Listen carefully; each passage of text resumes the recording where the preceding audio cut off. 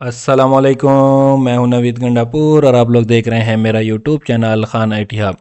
इंशाल्लाह मैं आज आप लोगों को MS एक्सेल का लेक्चर नंबर 27 स्टार्ट करवाने जा रहा हूं। सबसे पहले मैं क्या करता हूं, MS एक्सेल की एक फ़ाइल को ओपन कर लेता हूं जिसमें मैंने कुछ डेटा लिखा हुआ है। ये फाइल मैंने ओपन कर ली और आज हमारी जो टैब स्टार्ट करेंगे रिव्यू टैब। ठीक हो गया। रिव्यू का क्या मतलब है? व्यू मतलब देखना और रिव्यू मतलब दोबारा देखना।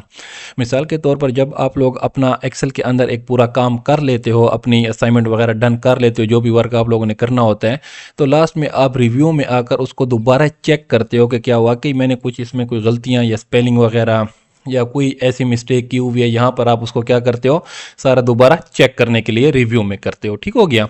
तो इसमें हमारे पास जो सबसे पहले टूल आ जाता है प्रूफिंग का आ जाता है। प्रूफिंग में हमारे पास सबसे पहले क्या है, स्पेलिंग है, थिसारस है, वर्कबुक, स्टेटिस्टिक्स है। ठीक हो गया। स्पेलिंग में क्या है, अगर आपने कोई टेबल बनाई हुई है या XYZ कोई भी कहीं पर स्पेलिंग लिखे हुए हैं और आपने चाहते हो कि मैं एक बार इसको रिव्यू कर लूँ, देख लूँ कि क्या मेरे कोई स्पेलिंग गलत तो नहीं लिखे हुए। तो यहाँ पर देखें, अब तो मैंने यहाँ पर स्पेलिंग ठीक लिखे हुए, मैं कुछ स्पेलिंग यहाँ पर गलत कर लेता हूँ। गारमेंट में मैं R गैप कर देता हूँ, स्टेशनरी में T को क्लियर कर लेते हैं और यहाँ सेल्स में A को ख़त्म कर देता हूँ। ठीक हो गया। तो अब मैं क्या करता हूँ, यहाँ पर क्लिक कर लेता हूँ। क्लिक करने के बाद स्पेलिंग के ऊपर मैं जैसे क्लिक करूँगा तो आप लोग देख सकते हैं हमारे पास क्या ओपन गया, एक डायलॉग बॉक्स ओपन हो गया जिसमें मेरे पास उन्होंने हमारे पास ये जो स्पेलिंग लिखे हुए हैं, गेमेंट्स लिखा हुआ है, वो कहते हैं कि नॉट इन डिक्शनरी, हमारे डिक्शनरी में ये वर्ड नहीं है। उसने मुझे सजेशन दे दिए कि ये गारमेंट और ये स्पेलिंग लिखे हुए हैं, अगर इनमें से अगर आप कोई लगाना चाहते हो तो आप लगा सकते हो। तो आप क्या करोगे, आप चाहते हो कि मैं ये नहीं लगाना चाहता, मुझे यही स्पेलिंग चाहिए, तो आप इग्नोर वंस पे क्लिक करेंगे। ठीक हो गया। इग्नोर वंस पे क्लिक करेंगे तो यही स्पेलिंग लिखे रह जाएंगे। अगर इग्नोर ऑल पे क्लिक करेंगे, अगर आपके डॉक्यूमेंट के अंदर कहीं और जगह पर भी यही स्पेलिंग आ जाते हैं तो वो सारों को इग्नोर कर देगा और आपके यही डिक्शनरी में रहने देगा स्पेलिंग को। अगर फिर आप करते हैं ऐड टू डिक्शनरी, अगर ऐड टू डिक्शनरी पे क्लिक करते हैं तो आपका ये जो वर्ड्स है MS एक्सेल की डिक्शनरी में ये वर्ड ऐड नहीं है, तो ये वर्ड क्या हो जाएगा, ऑटोमेटिकली डिक्शनरी में ऐड हो जाएगा। अगर आप दोबारा कभी ज़िंदगी में यही वर्ड लिखोगे तो वो वर्ड आपको एरर नहीं देगा, स्पेलिंग मिस्टेक नहीं देगा, क्योंकि आपने उसको डिक्शनरी में ऐड कर दिया होगा। फिर हमारे पास क्या आ जाता है, चेंज आ जाता है। चेंज का मतलब ये है कि आप इस स्पेलिंग को क्या करना चाहते हो, इनमें से किसी स्पेलिंग में से सेलेक्ट करके उसके साथ क्या करना चाहते हो, चेंज करना चाहते हो, तो वो क्या हो जाएगा, चेंज हो जाएगा।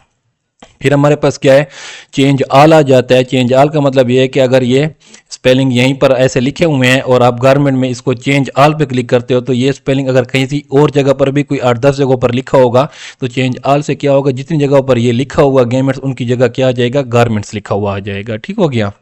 लास्ट में हमारे पास आ जाता है ऑटो करेक्ट। अगर आप ऑटो करेक्ट के ऊपर क्लिक करते हो तो ये खुद ब खुद आपको यहाँ से चेंज करना नहीं पड़ेगा। ऑटो करेक्ट पर जैसे क्लिक करोगे वो उसको क्या कर देगा, ऑटो करेक्ट ही उसकी स्पेलिंग ठीक कर देगा। और मैं देखो यहाँ पर पहले मैं चेंज के ऊपर क्लिक कर देता हूँ, मैं जैसे चेंज पे क्लिक करूंगा तो ये देखें आपके पास ये गारमेंट्स ऐड हो गया। ठीक हो गया। मैं इसको Ctrl+Z से अंडू कर लेता हूँ या इसको सब एक बार क्लोज कर लेते हैं। अच्छा, इसको क्लोज करते हैं। स्पेल चेक कंप्लीट हो गया। इसको मैं दोबारा गायब कर देता हूँ। अब दोबारा यहाँ पर क्लिक करें, फिर स्पेलिंग एंड मिस्टेक पे करते हैं। ऑटो करेक्ट से ऑटो करेक्ट हो जाते हैं।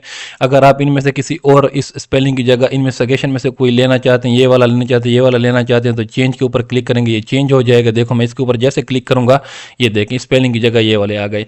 फिर जो नेक्स्ट स्पेलिंग वो खुद सजेस्ट करता है, कहीं पर अगर कोई गलत ठहरे होते हैं, स्टेशनरी के स्पेलिंग होते हैं, हमारे पास क्या था, टी मिस था, तो इसने सजेशन में हमें ये वाले स्टेशनरी की स्पेलिंग दे दी। आप इसको भी चेंज करना चाहते हो तो चेंज के ऊपर क्लिक करें तो ये चेंज हो जाएगा। अगर इग्नोर पे क्लिक करते हो तो ये देखें यही स्पेलिंग रहने देगा, इसको इग्नोर कर देगा। ये देखें यही स्पेलिंग रहेंगे और उसने इग्नोर कर दिया। और नेक्स्ट स्पेलिंग उसने हमारे टेबल में चेक किया कि कौन सा गलत है। ये देखें ये वाला आपके पास सेल एक्टिव हो गया कि ये सेल्स के स्पेलिंग गलत लिखे हुए हैं। इसने हमें सजेशन दे दिया, हम ये वाली सेल्स का स्पेलिंग लगाना चाहते हैं और मैं चेंज के ऊपर क्या करता हूँ, क्लिक करता हूँ, तो ये देखें यहाँ पर वही सेल्स के स्पेलिंग ऐड हो गए। ओके, ये आपके पास लास्ट में फिर हमारे पास दिखा रहा है ट्रेडर्स के स्पेलिंग क्या लिखे हुए हैं, गलत लिखे हुए हैं। तो ये ट्रेडर्स स्पेलिंग आप ठीक करना चाहते हैं, इसके ऊपर क्लिक करें तो ये क्या हो जाएगा। या आप चाहते हैं कि हमारे इस ठीक करना चाहते हैं, चेंज पे क्लिक करेंगे, ठीक हो जाएगा। अगर आप चाहते हैं कि हमारी डिक्शनरी में ये ऐड हो जाए या इग्नोर करना चाहते हैं, इग्नोर भी कर सकते हो, यही रहेगा स्पेलिंग। अगर ऐड टू डिक्शनरी करना चाहते हैं तो ये ऐड टू डिक्शनरी यस कर देंगे और ओके कर देंगे, ये हमारी डिक्शनरी में ऐड हो जाएगा। स्पेलिंग वैसे ही वैसे लिखे जाएंगे। आपको दोबारा स्पेलिंग चेक कर, अगर मैं दोबारा यहाँ पर क्लिक करता हूँ और यस करता हूँ तो हमारे पास देखें दोबारा यहाँ से स्टेशनरी पे आ गया। अगर मैं इसको क्रॉस कर लूँ, यहीं से मैं क्लिक करता हूँ और स्पेलिंग एंड मिस्टेक पे आता हूँ, स्टेशनरी के स्पेलिंग क्योंकि हमने ठीक नहीं किए थे, इसको भी मैं क्या कर देता हूँ, चेंज पर क्लिक करता हूँ तो ये भी चेंज हो जाएंगे। इसको मैं यस कर देता हूँ, ओके। फिर हमारे पास दोबारा स्पेलिंग पे क्लिक करता हूँ, फिर यस करते हैं। अब देखिए सारे स्पेलिंग उसने क्या कर दिए, ठीक कर दिए। इस ट्रेडर के ऊपर वो दोबारा नहीं ले आया क्योंकि हमने क्या कर दिया था, ट्रेडर के स्पेलिंग को डिक्शनरी में ऐड कर दिया था, इसलिए वो हमारा एरर यहाँ पर नहीं ले आ रहा। ठीक हो गया। अगर देखो मैं यहाँ पर अगर इसमें से कोई और स्पेलिंग सेल वाले पे क्लिक करता हूँ, इसमें ए को मैंने रिमूव कर दिया, अब यहाँ पर मैं क्लिक करता हूँ और यहाँ पर स्पेलिंग पे मैं क्लिक करता हूँ तो ये देखें डायरेक्ट मुझे कहाँ पर ले आया, सेल वाले बॉक्स के ऊपर ले आया, सेल के अंदर ले आया कि ये सेल के स्पेलिंग आपके गलत हैं, ये वाले सिलेक्ट करो और इसको चेंज करो। ठीक हो गया और ये चेंज हो जाएगी। ओके। अच्छा, नेक्स्ट हमारे पास क्या आ जाता है, थिसारस। थिसारस क्या होता है, अगर आपने किसी वर्ड के साथ मिलते जुलते वर्ड्स आपने देखने हैं कि इस वर्ड के साथ जो मिलते जुलते वर्ड हैं, सिनोनिम जिसे हम लोग कहते हैं इंग्लिश में, कि वो कितने हैं, तो वो भी आप लोग देख सकते हो। मैंने इस वर्ड को सिलेक्ट किया, थिसारस के ऊपर क्लिक किया तो ये देखें ये सारे वर्ड आ गए कि थिसारस। इसमें हमारे पास गारमेंट्स में क्लॉथिंग आ जाती है, ड्रेस आ जाते हैं, वेस्टमेंट्स आ जाती हैं, टायर्स कस्टमर कस्ट्यूम्स आ जाते हैं, ये सारे फ्रॉक आ जाते हैं, ये सारे कोट वगैरह हो गए, स्कर्ट वगैरह हो गए, ये सारे किस में आ जाते हैं, गारमेंट्स में आ जाते हैं। इनमें से अगर कोई गारमेंट्स की जगह आप इनमें से कोई वर्ड लगाना चाहते हो, ये क्लॉथिंग में लगाना चाहते हो तो इसके ऊपर क्लिक करें, क्लॉथिंग के ऊपर, तो आपके पास क्लॉथिंग में ये आ जाएंगे। ये अच्छा, ये फैशन, आप फैशन लगाना चाहते हो, क्लॉथिंग लगाना चाहते हो, ये आपने इसके ऊपर ये साइड आपके पास नजर आ रहा है छोटा सा साइन, इस साइन के ऊपर आपने क्लिक करना है और जैसे आप इंसर्ट के ऊपर क्लिक करोगे तो ये देखें ये फैशन क्लॉथिंग उसकी जगह गारमेंट्स की जगह क्या आ गया, फैशन आ गया। ठीक हो गया। इसी तरह आप किसी भी वर्ड को सिलेक्ट करके उसके साथ मिलते जुलते जो होंगे, ये लैपटॉप पर मैं क्लिक करता हूँ, थिसारस पे क्लिक करता हूँ तो ये देखें लैपटॉप से मिलते जुलते जितने वर्ड्स थे वो सारे आगे, processor, CPU, main frame, super computer. अगर मैं सुपर कंप्यूटर इसकी जगह लाना चाहूँ तो यहाँ पर मैं क्लिक करूंगा, इंसर्ट के ऊपर क्लिक करूंगा तो ये देखें यहाँ पर सुपर कंप्यूटर आ गया। ओके, आई होप क्लियर हो गया होगा ये आप टॉपिक आपको। नेक्स्ट हमारे पास क्या आ जाता है, वर्कबुक स्टेटिस्टिक। आपके पास ये पूरी वर्कबुक है। ठीक हो गया। ये हम पहली शीट पे ठहरे हुए हैं, स्पेलिंग वाली शीट पे ठहरे हुए हैं, ये दूसरी शीट हमारे पास ठहरी है और इनको हम शीट कहते हैं, और इस पूरी शीट वाली जो हमारे पास ठहरी होती है इसको हम क्या कहते हैं, वर्कबुक कहते हैं। अगर क्योंकि शीटों से मिलकर ही हमारे पास क्या बनती है, वर्कबुक बनती है। अगर आप स्टेटिस्टिक जानना चाहते हैं अपनी वर्कबुक की कि आपकी वर्कबुक में कितनी शीट हैं, कितने वर्ड लिखे हुए हैं, कितना डेटा लिखा हुआ है, ये सारी चीज़ें, तो आप इसके ऊपर क्लिक करोगे तो ये आपको वर्कबुक स्टेटिस्टिक आ जाएगी। इसमें क्या है, आपके पास वो दिखा रहा है कि आपकी शीट कहाँ पर ख़त्म हो रही है, एंड ऑफ शीट G9 पर। ये G हमारे पास क्या है, कॉलम है, और 9 हमारे पास क्या है, रो है, कि आपके पास इतना डेटा लिखा हुआ है। सेल विद डेटा, कितने सेल इस शीट के अंदर, कितने ऐसे सेल हैं जिनके अंदर डेटा लिखा होता है। ये 1 2 3 4 5 6 12 और 12, ये 12 हो गए, और 12 12 24 सेल हमारे पास ऐसे हैं जिसके अंदर डेटा लिखा हुआ है। टेबल इसके अंदर कितनी है, 0 टेबल है, क्योंकि ये मैंने इसके ऊपर बॉर्डर लगाए हुए, टेबल में मैंने इसको कन्वर्ट नहीं किया हुआ। ओके। फार्मूले कितने लगे हुए हैं, फार्मूला कोई नहीं लगा हुआ। इमेज इसके अंदर कितने, एक इमेज है, ये नीचे मैंने इसके अंदर एक इमेज इंसर्ट की हुई है, इसको मैं नीचे आगे आपको दिखाऊंगा, यहाँ पर नीचे मैंने एक इमेज इंसर्ट की हुई है वो दिखा रहा है। ऑब्जेक्ट कितने हैं, 3 है। ठीक होगी। ये सारी चीज़ें आपको क्या बता देते हैं, ये आपको बता रहे करंट शीट, ये कि इस शीट के ऊपर आपके पास ये डेटा है, और वर्कबुक, इस वर्कबुक के अंदर कितनी शीट है। हमारे पास वर्कबुक के अंदर क्या है, 2 शीट हैं, ये एक शीट है और एक दूसरी शीट ये है। सेल विद डेटा हमारे पास कितने, 48 है, कि दूसरी शीट के ऊपर भी हमारे पास डेटा पड़ा हुआ है। टेबल कितने हैं, 0 है, फार्मूला कितने हैं, 0। ओके, ये सारी आपको स्टेटिस्टिक बता देते हैं आपकी वर्कबुक की भी और शीट की भी। इसको मैं ओके कर देता हूँ। नेक्स्ट ऑप्शन हमारे पास क्या आ जाता है, चेक एसेसिबिलिटी। चेक एसेसिबिलिटी में हमारे पास क्या आ जाता है कि अगर आपके डॉक्यूमेंट के अंदर कोई किसी किस्म की आपकी से गलती हो गई है तो आप उसको भी चेक कर सकते हो। यहाँ पर अगर आपने कोई कलर एंड कंट्रास्ट में फ़र्क किया हो, या कोई डिफ़ॉल्ट शीट नेम दिया हो, जैसे यहाँ पर एक शीट का नेम मैंने दिया हुआ है और दूसरी शीट का बाय डिफ़ॉल्ट है।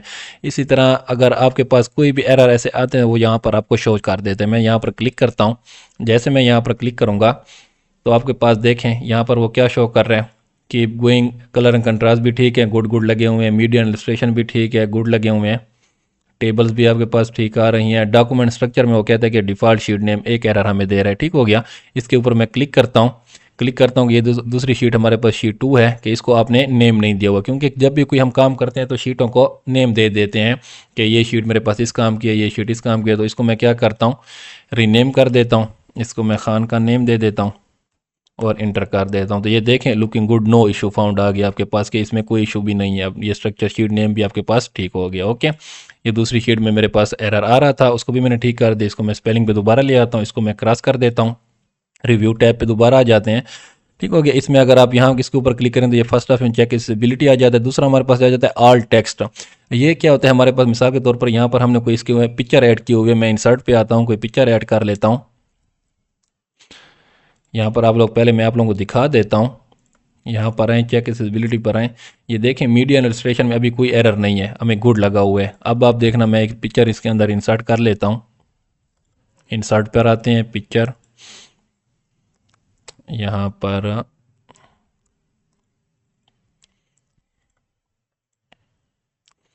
ये पिक्चर मैंने इंसर्ट कर ली, इसको ऊपर ले आता हूँ थोड़ा,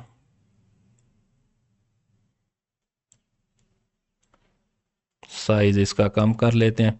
ये पिक्चर हमारे पास आई ठहरी हुई है, लेकिन अब इस पिक्चर में देखें हमने इसको कोई टेक्स्ट नेम कोई नहीं दिया हुआ कि ये पिक्चर हमारे पास क्या चीज़ है। अगर कोई आकर चेक करता भी है कि ये पिक्चर इसने दी हुई है, लेकिन इसके साथ कोई इन्फॉर्मेशन नहीं लिखी हुई।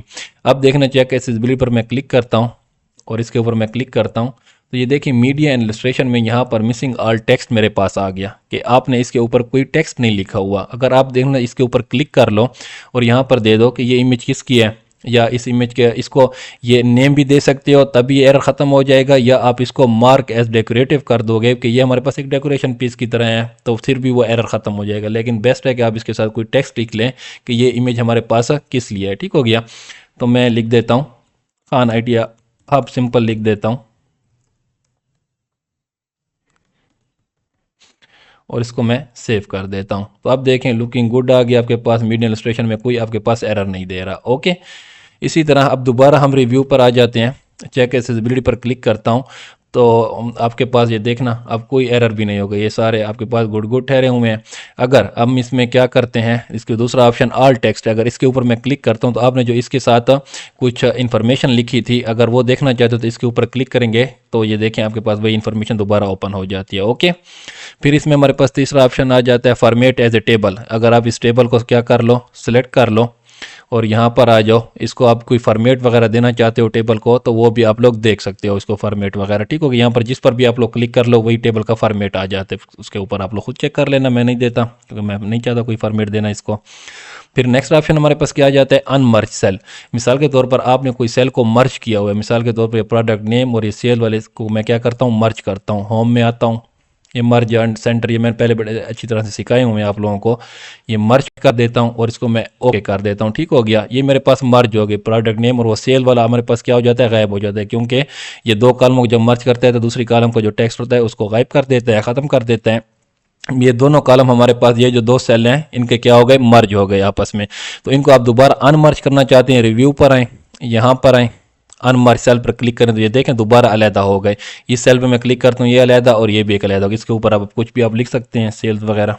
ठीक हो गया, ये अनमर्ज था। नेक्स्ट हमारे पास इसमें क्या आ जाता है, ऑप्शन एसेसिबिलिटी। ये ऑप्शन हमारे पास क्या आ जाता है, इसके ऊपर अगर मैं क्लिक करता हूँ तो ये मेरे पास एक्सेल के ऑप्शन होते हैं जिसमें आप लोग रिबन वगैरह हमारे पास ठहरे हैं, टूल वगैरह हमारे पास ठहरे होते हैं कि आप कौन कौन से टैब वगैरह देखना चाहते हो। ये टैब सारे हमारे पास ठहरे होते हैं कि जिन पर टैब पर क्लिक लगोगे वो सारे टैब आपको शो होंगे। यहाँ पर ये रिबन में हमारे पास यहाँ पर जो मेन्यू बार में टैब वगैरह होते हैं, अगर इनसे क्लिक में हटा दूँ, जिससे क्लिक हटाता जाऊँगा वो टैब हमारे पास क्या होता जाएगा, गायब होता जाएगा। ठीक हो गया, इसमें हमारे पास सारे एक्सेल के ऑप्शन वगैरह ठहरा होते हैं, बहुत एडवांस लेवल का है, इसको फिलहाल आप लोग छोड़ें। फिर हमारे पास नेक्स्ट ऑप्शन क्या आ जाता है, ट्रांसलेट। ट्रांसलेट में क्या होता है, अगर आपने किसी चीज़ को ट्रांसलेट करना है, मिसाल के तौर पर मैं कोई टेक्स्ट, इसको मैं क्रॉस कर लेता हूँ और इसमें कोई चीज़ हम ट्रांसलेशन करना चाहते हैं, मैं किसी से गूगल से मैं कुछ, गूगल को ओपन कर लेते हैं, क्रोम को, मैं यहाँ पर इमरान खान लिख लेते हैं।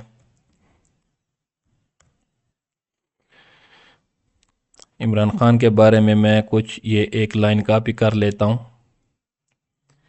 ठीक हो गया, इसको मैं क्या करता हूँ, कॉपी करता हूँ, एक्सेल को दोबारा ओपन करते हैं और उस टेक्स्ट को मैं क्या करता हूँ, यहाँ नीचे ले आता हूँ, यहाँ पर मैं उस टेक्स्ट को पेस्ट कर देता हूँ, कंट्रोल वी करता हूँ, इस तरह मेरे पास आ जाएगा। तो इसको मैंने क्या करना है, पहले इसकी लाइन को ऐसे बड़ा कर देता हूँ ताकि एक ही हमारे पास आ जाए। मैं होम में आ जाता हूँ, मर्ज एंड सेंटर पे करता हूँ और व्रैप टेक्स्ट के ऊपर क्लिक करता हूँ तो ये मेरे पास आ गया। इसको ज़रा बोल्ड भी कर देते हैं और इसको अप भी करते हैं दरमियान में।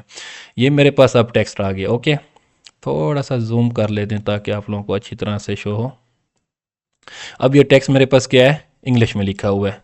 इमरान आई गैब था, ये टेक्स्ट मेरे पास इंग्लिश में लिखा हुआ है। आप किसी और लैंग्वेज में इसको क्या करना चाहते हैं, ट्रांसलेट करना चाहते हैं, तो आप क्या करोगे, रिव्यू पे आओगे।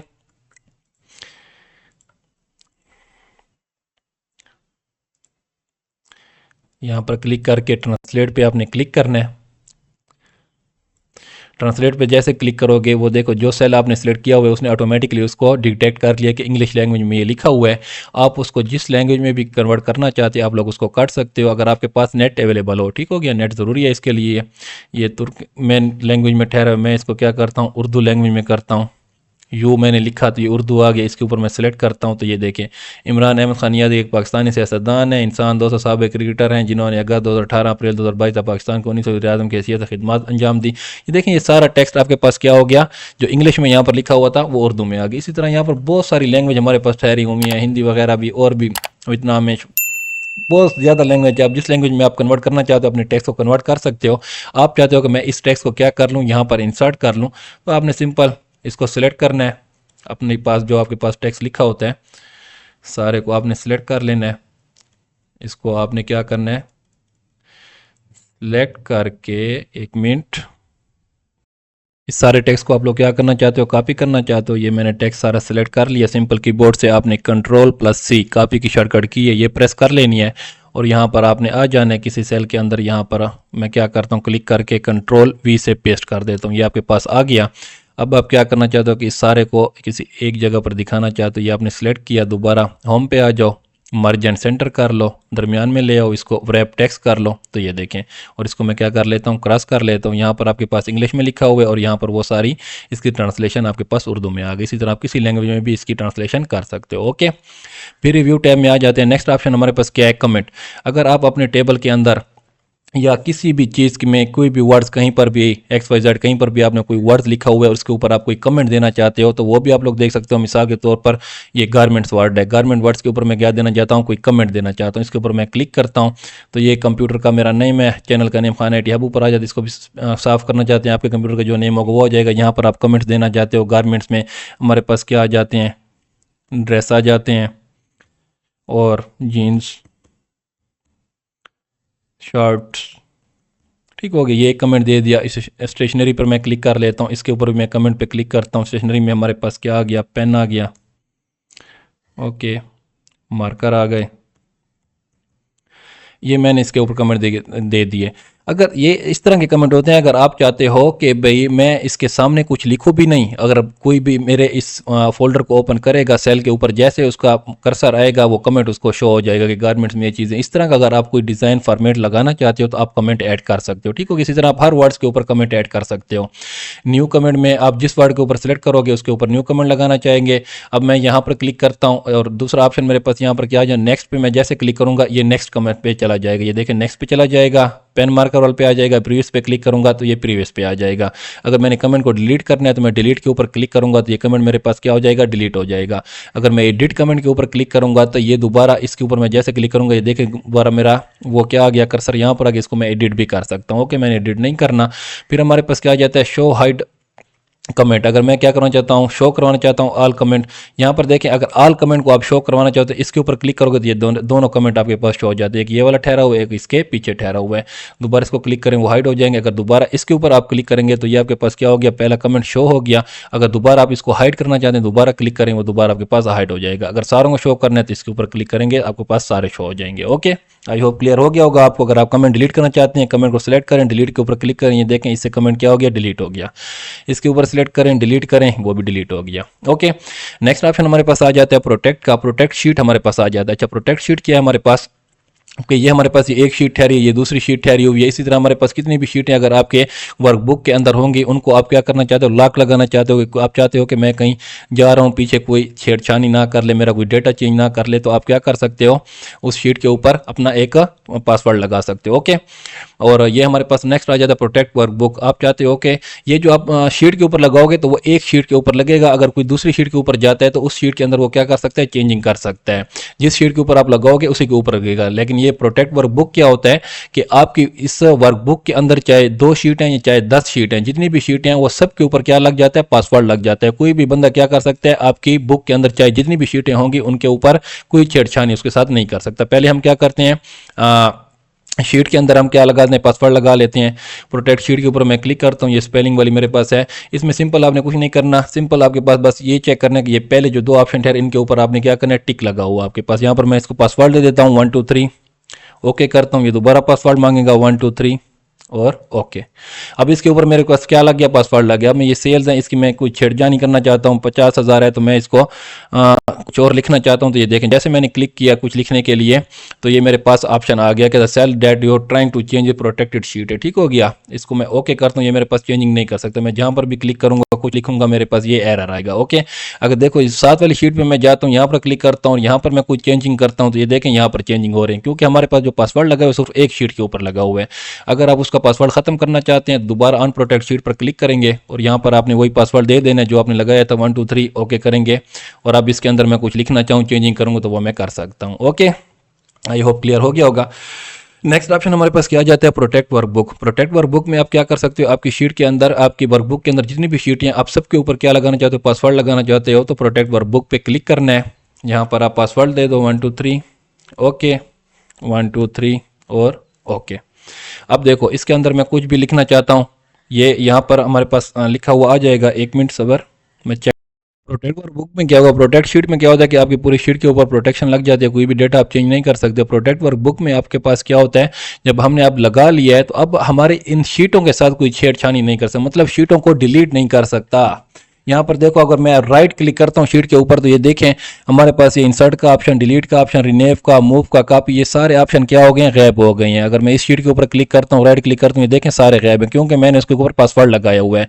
अगर मैं क्या करता हूँ, अनप्रोटेक्ट करता हूँ इसको, राइट क्लिक करता हूँ प्रोटेक्ट शीट के ऊपर या इसके ऊपर प्रोटेक्ट वर्कबुक के ऊपर दोबारा मैं क्लिक कर लेता हूँ, ये अनप्रोटेक्ट आपके पास आ जाएगा। मैं वो पासवर्ड दे देता हूँ 1 2 3, ओके करता हूँ।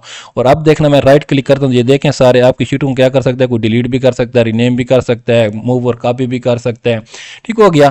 ये आपकी वर्कबुक पर लग जाती है। वर्कबुक का मतलब यह है कि आपकी कोई शीटों के साथ छेड़छाड़ नहीं कर सकता, ना उनको डिलीट कर सकता है ना उनको मूव कर सकता है। लेकिन अगर आप शीट के ऊपर लगाओगे तो कोई आपके जो अंदर इसके अंदर डेटा लिखा हुआ है उसके साथ कोई छेड़छाड़ नहीं कर सकता। आई होप क्लियर हो गया होगा ये पॉइंट। नेक्स्ट ऑप्शन हमारे पास क्या जाता है, allow edit range. Allow edit range में आपके पास क्या होगा, अब देखो जैसे इसके ऊपर मैं क्लिक करता हूँ एलो एडिट रेंज में तो ये ऑप्शन आपके पास ओपन हो जाता है।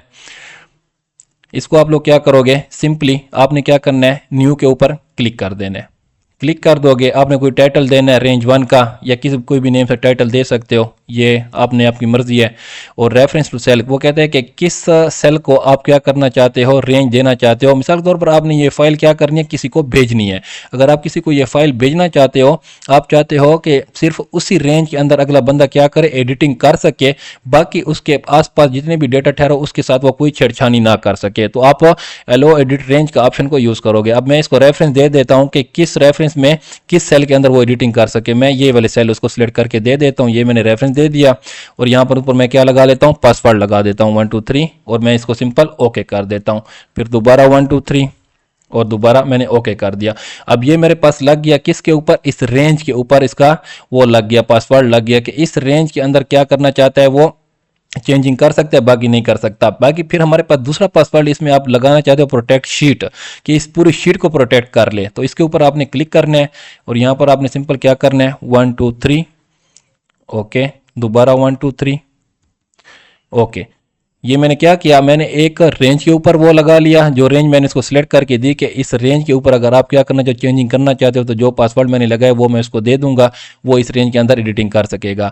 अगर मैंने उस दूसरी शीट के ऊपर भी पासवर्ड लगाया वो दूसरी शीट के ऊपर किसी भी जगह पर क्या करेगा, कोई काम नहीं कर सकेगा। मिसाल के तौर पर अब ये रेंज है, मैं इस रेंज में क्या करना चाहिए, मैंने यहाँ पर क्लिक कर लिया। अब मैं इसको बैक स्पेस करता हूँ तो ये देखें बैक स्पेस नहीं हो रहा, क्योंकि वो जो रेंज में मैंने इसके ऊपर क्या लगाया हुआ था, पासवर्ड लगाया हुआ था। वो पासवर्ड अगर मैं यहाँ पर दूंगा 1 2 3 मैंने दे दिया, ओके करता हूं तो आप देखें ये क्लियर हो गया डायरेक्ट, ठीक हो गया।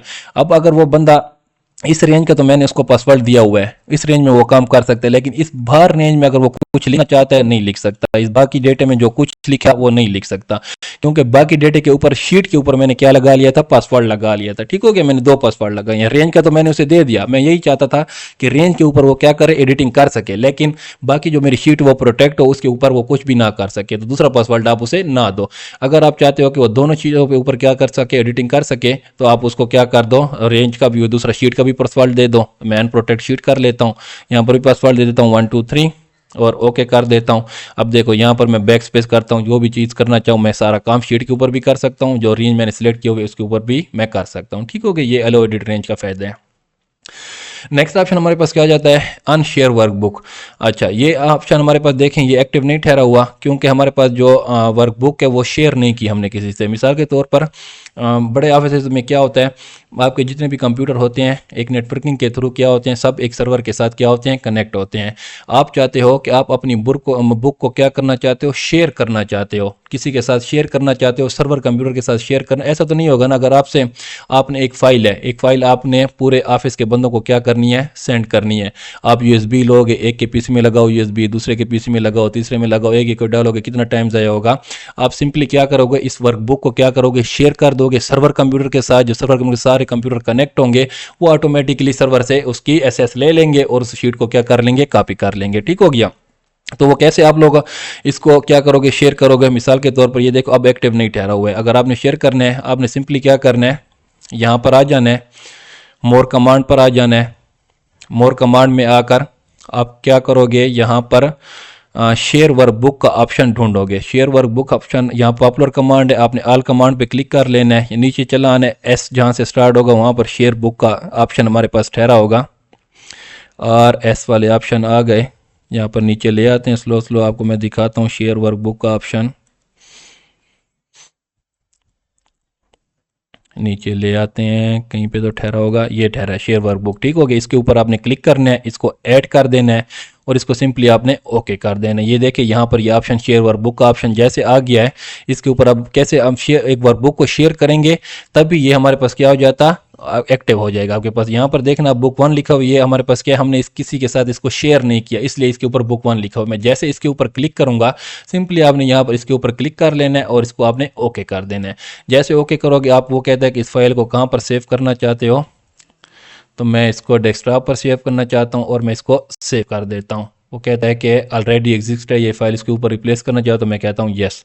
तो ये देखें नॉट नो पर मैंने क्लिक कर दिया, ये देखें बुक 1 के सामने शेयर्ड लिखा हुआ आ गया कि ये हमारे पास क्या है, शेयर्ड फाइल है। ओके, तो ये देखें अब ये वाला भी हमारे पास क्या हो गया, एक्टिव हो गया।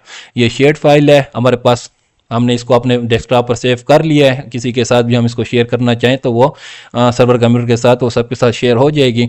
अब इस शेयर फाइल को आप क्या करना चाहते हो, अनशेयर करना चाहते हो। ठीक हो गया, प्रोटेक्टेड करना चाहते हो, तो आप दोबारा ये देखिए एक्टिव अब हमारे पास हो गया। अब इसके ऊपर मैं जैसे क्लिक करूंगा तो ये देखिए मेरे पास क्या हो गया, अनशेयर हो गई फाइल। ये सिंपल मेरे पास जैसे बाय डिफॉल्ट थी वैसे की वैसी फाइल हो गई। ओके, नेक्स्ट ऑप्शन हमारे पास क्या आ जाता है, हाइड इंक। हाइड इंक वाला हमारे पास अभी काम नहीं करेगा। इसके लिए क्या होता है, आप अपने रिबन के अंदर एक ड्रा टैब होती है, ड्रा की टैब, वो आपको एक्टिव करनी पड़ती है, फिर ये वाला आपके पास क्या करेगा, काम करेगा। मैं यहाँ पर दोबारा क्लिक करता हूँ, मोर कमांड पे आ जाता हूँ, कस्टमाइज रिबन पे आ जाता हूँ, ये ड्रा वाली ऐप पर मैं क्या करता हूँ, क्लिक कर देता हूँ और इसको मैं ओके कर देता हूँ।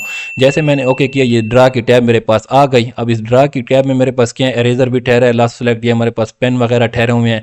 आप मिसाल के तौर पर एक प्रेजेंटेशन दे रहे हैं किसी को, ये पेन के जरिए आप समझाना चाहते हैं, ये पेन इसके ऊपर क्लिक करोगे, जैसे क्लिक करोगे ये बहुत सारे कलर ठहरे हुए हैं, इनमें से आप उसकी साइज़ भी, थिकनेस जो है वो भी सिलेक्ट कर सकते हो, जो सी साइज़ आपको चाहिए, ये वाली साइज़ चाहिए, कलर कौन सा चाहिए, ये वाला चाहिए। ठीक हो गया, ये मैंने सेलेक्ट कर लिया। अब देखो ये मैं सिलेक्ट कर रहा हूँ, स्टेशनरी को मैं मार्क कर रहा हूँ, सेल्स एंड ये भी मैं मार्क कर रहा हूँ। इसी तरह ये वाला पेन चाहिए तो ये वाला पेन आप क्या करोगे, इस पेन को सिलेक्ट करो, थिकनेस थोड़ी कम कर लो, इसका ये लो, ये कर लो, तो ये देखिए ये वाला पेन भी आपके पास आ गया। ये सारे पेन आपके पास ठहरे हुए हैं। इरेजर ठहरा हुआ है, इरेजर पे क्लिक करोगे, आप इसको क्लियर करना चाहते हो ये क्लियर हो जाएगा। लासो टूल आपके पास ठहरा हुआ है, अगर इसके ऊपर आप क्लिक कर लो, ये हमारे पास इरेजर वो पेन की सूरत में ठहरा। अगर मैं इसको सिलेक्ट कर लूँ, ये देखिए मैंने सिलेक्ट कर लिया, अब ये मेरे पास क्या हो जाएगा, इसके ऊपर मैं जैसे क्लिक करूँगा आपके पास इस शेप में कन्वर्ट हो जाएगा। आप इसको क्या कर सकते हो, छोटा बड़ा भी कर सकते हो, ये देखो। ठीक हो गया, पहले ये शेप की सूरत में हमारे पास क्या हो जाता है, कन्वर्ट हो जाता है, सिलेक्ट टूल हो जाता है हमारे पास। आप इसको छोटा बड़ा भी कर सकते हो, जैसे आपकी मर्ज़ी आप लोग कर सकते हो। फिर हमारे पास ऐड पेन पर आ जाता है। ऐड पेन का अगर आपने पेंसिल ऐड करनी है, पेन ऐड करना है, हाईलाइटर ऐड करना है, तो ये हाईलाइटर हमारे पास आ जाते हैं। इनके ऊपर सिलेक्ट करो, थिकनेस देखो, ये हमारे पास हाईलाइटर आ गया। ये चीज़ें सारी आप अपनी मर्ज़ी से, पेंसिल वगैरह करनी है तो ये पेंसिल में हमारे पास थिकनेस वगैरह आ जाती है। ठीक हो गया, ये पेंसिल हमारे पास आ गई। या इसको थोड़ा हाईलाइट कर लेते हैं, या पेंसिल काम क्यों नहीं कर रही।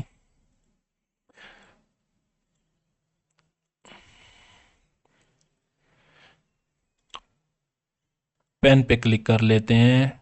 हाँ, पेन आ गया। ठीक हो गया, पेंसिल में पता नहीं क्या मसला है, क्यों नहीं आ रही।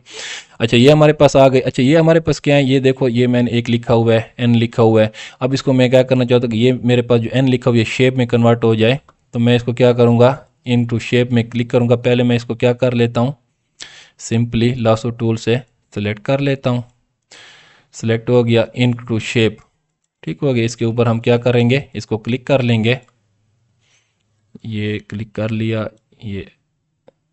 ये देखें, अब मेरे पास क्या, जो मैंने लिखा था वो मेरे पास क्या हो गया, शेप में कन्वर्ट हो गया। फिर आप क्या करना चाहते हो, किसी मैथ वगैरह में कोई क्वेश्चन वगैरह लिखना चाहते हो, इसके ऊपर क्लिक करोगे। अब यहाँ पर मैं क्या करता हूँ, ए लिख लेता हूँ, प्लस ये बी लिख लेता हूँ। ये मेरे पास आ गया, और मैं सिंपल क्या करूँगा, इंसर्ट के ऊपर क्लिक करूँगा। ये मेरे पास इंसर्ट हुआ होगा कहीं पर, क्यों शो नहीं हो रहा। सब इसको मैं कैंसिल करता हूँ, कहीं पर क्लिक कर लेते हैं। यहाँ पर मैंने क्लिक कर लिया, इनटू मैथ पर आ जाता हूँ। अब मैं कुछ लिख लेता हूँ, ए प्लस बी लिख लिया। अब इंसर्ट पर क्लिक करता हूँ, तो ये देखें मेरे पास ए प्लस बी आ गया। इसका साइज़ मैं बड़ा कर सकता हूँ, ये देखें, शेप का साइज़ बड़ा करो, इसको यहीं पर आपने रखना चाहते हो। ठीक है, आप अपने हाथ से कुछ लिखो और उसको आप कन्वर्ट कर सकते हो कंप्यूटर के लैंग्वेज में। ओके, ये आपके पास आ गया। फिर मैं ड्रा पे आ जाता हूँ, इनक हेल्प, अगर इसके ऊपर क्लिक करेंगे तो ये गूगल क्रोम आपके पास नेट अवेलेबल होगा तो वो ओपन हो जाएगा। इसके रिलेटेड जो टॉपिक वगैरह चीज़ें आती हैं वो आपके पास आ जाती हैं। ये हो गया। फिर अब हम देखो रिव्यू पे आ जाता हूँ। रिव्यू में आने के बाद अब देखेंगे हाइड एंड इनक मेरे पास सारे, ये सारे एक्टिव हो गए। हाइड इन का मतलब यह है कि आपने इसके ऊपर जो इनक के ऊपर जितना ये काम किया हुआ है, आप इस सबको क्या करना चाहते हो, हाइड करना चाहते हो। आप चाहते हो कि ख़त्म ना हो, सिर्फ हाइड हो जाए। ये देखो मैंने हाइड कर लिया, ये सारा इनक वाला काम था, हाइड हो गया। दोबारा इसको शो करना चाहते हो, वो शो हो जाएगा। फिर ये लास्ट में आपके पास क्या आ जाता है, डिलीट ऑल इनक ऑन शीट। इस शीट के ऊपर, ये जो हमारे पास स्पेलिंग वाली शीट है, इस शीट के ऊपर जितना भी इनका काम ये हमारे पास ठहरा हुआ है, इसको आप डिलीट करना चाहते हो, इसके ऊपर क्लिक करोगे तो ये क्या हो जाएगा, डिलीट हो जाएगा। नीचे वाला ऑप्शन क्या है, डिलीट ऑल इन वर्कबुक। अगर ये एक शीट है, अगर दूसरी शीट, तीसरी शीट के ऊपर भी आपने इनका काम किया होगा, अगर इस पर आप क्लिक करोगे तो इस वर्कबुक के अंदर जितनी भी शीट होंगे, जहाँ जहाँ पर इनसे काम किया गया होगा, वो सारा का सारा डिलीट हो जाएगा। ऊपर वाले से क्या होगा, सिर्फ इस शीट से होगा। तो मैं इस ऊपर वाले पे क्लिक करता हूँ, ये देखें सारा इनका काम जो था वो डिलीट हो गया। ठीक हो गया। तो ये आपका क्या था, आज का रिव्यू टैब था, जो हमने बड़ा अच्छी तरह से मैंने आप लोगों को क्लियर करवा लिया है। फिर भी अगर आप लोगों को कोई भी चीज़ समझ ना आई हो तो आप लोग मुझसे कमेंट में पूछ सकते हो। इंशाल्लाह नेक्स्ट क्लास में मैं आप लोगों को व्यू टैब कंप्लीट कराऊंगा। तब तक के लिए मुझे इजाज़त दीजिए। खुदा हाफिज़।